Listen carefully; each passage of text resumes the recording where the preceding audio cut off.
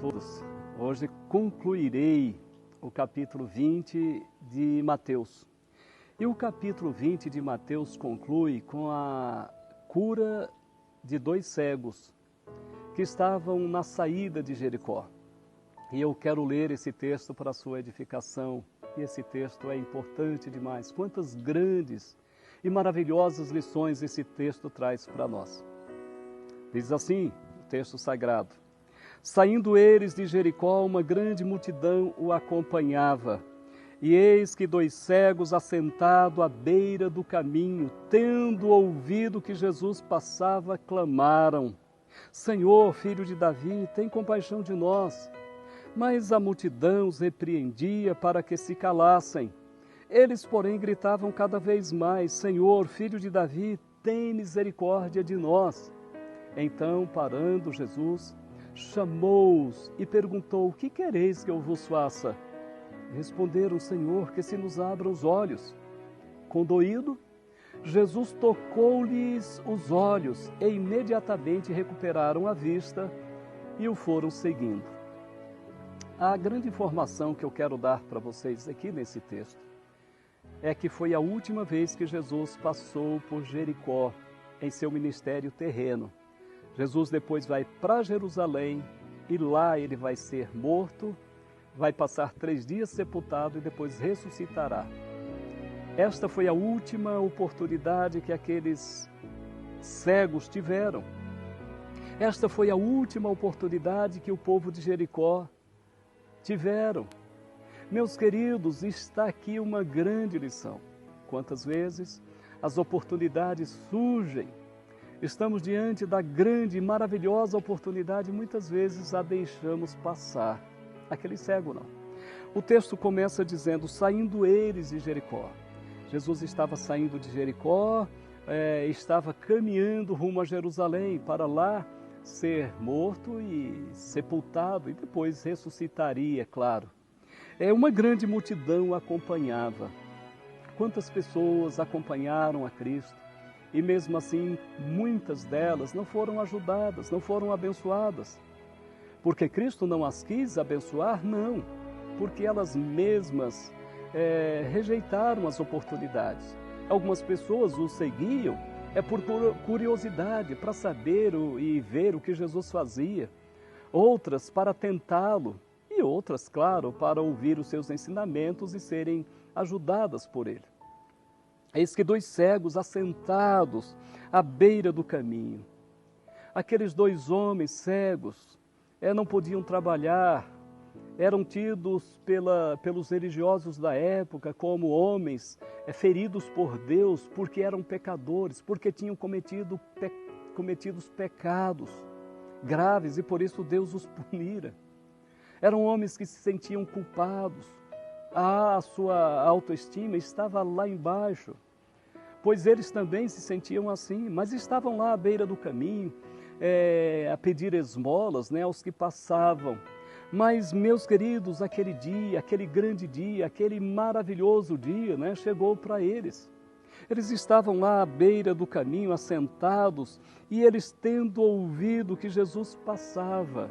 Olha que coisa importante, Jesus estava passando e eles ouviram isso. Eles não puderam ver, mas eles estavam ouvindo, que Jesus estava passando. Então eles tinham a língua.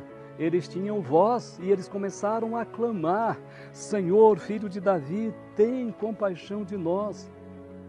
Por que eles falaram filho de Davi? O filho de Davi era o Messias prometido. E eles reconheceram que aquele que passava por eles era o Messias prometido, era o Salvador da humanidade. Eles tinham ouvido falar de Cristo. Até hoje muitas pessoas têm ouvido falar de Cristo. A diferença é que muitas pessoas não têm crido em Jesus.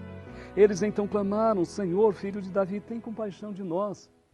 Meus queridos, quando nós voltamos para Cristo, quando nós começamos a tomar a direção a Cristo, começamos a depender dEle, a clamar por Ele, o preço vai acontecer, as oposições surgirão.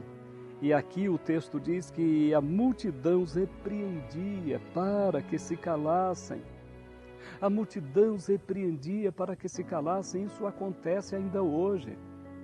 Quantos jovens que vão para a igreja, começam então pessoas dizendo, poxa, você agora vai ser crente, você agora vai ser isso, vai ser aquilo, você agora vai deixar de curtir a vida. Quantas mulheres que se convertem e os maridos começam a perturbá-las porque elas foram a Cristo.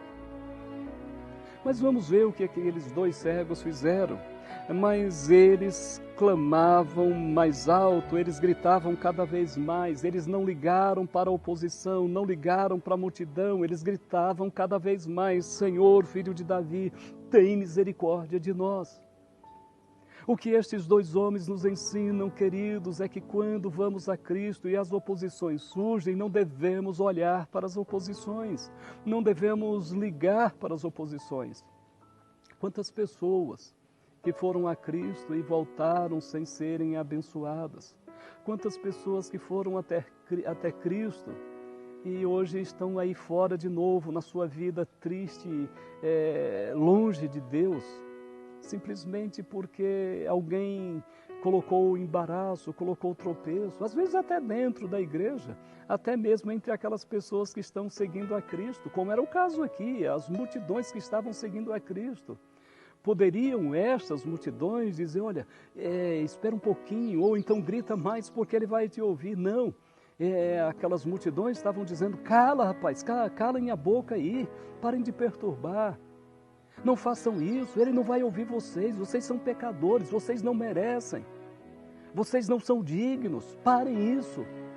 As multidões, no mínimo, falaram isso, mas eles não ligaram para as multidões, eles clamaram cada vez mais, gritaram cada vez mais. E aí o texto diz que parando Jesus, chamou-os e perguntou, o que quereis que eu vos faça? Se Jesus lhe faz essa pergunta, e com certeza ele faz, o que quereis que eu vos faça? O que você quer de Cristo, meu querido?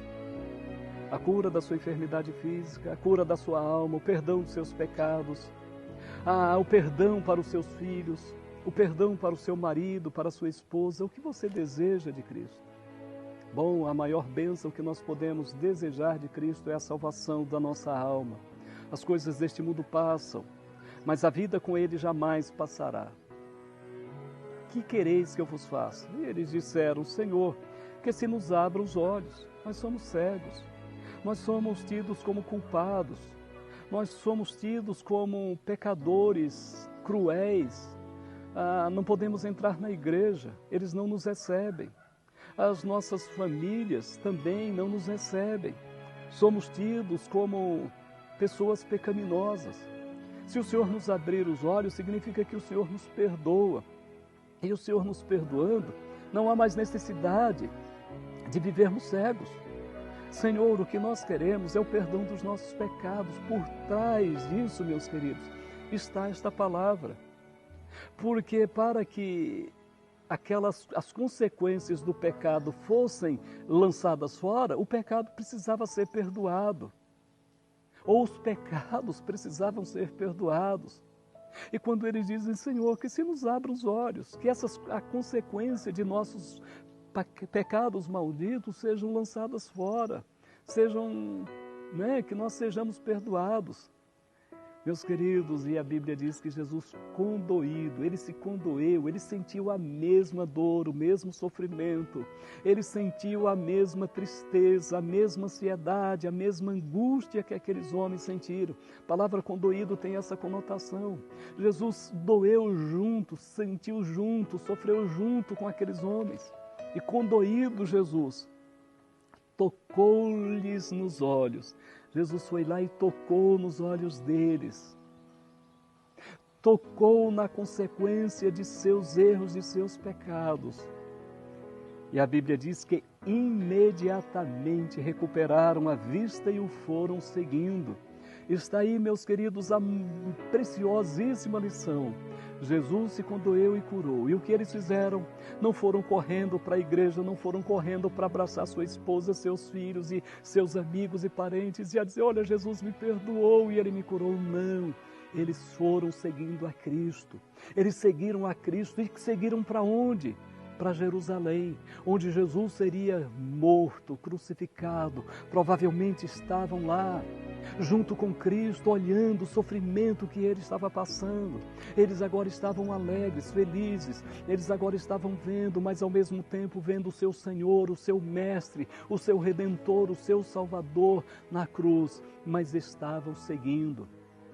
Os discípulos fugiram, mas aqueles homens o foram seguindo, caminho rumo a Jerusalém. A grande lição é esta desse texto.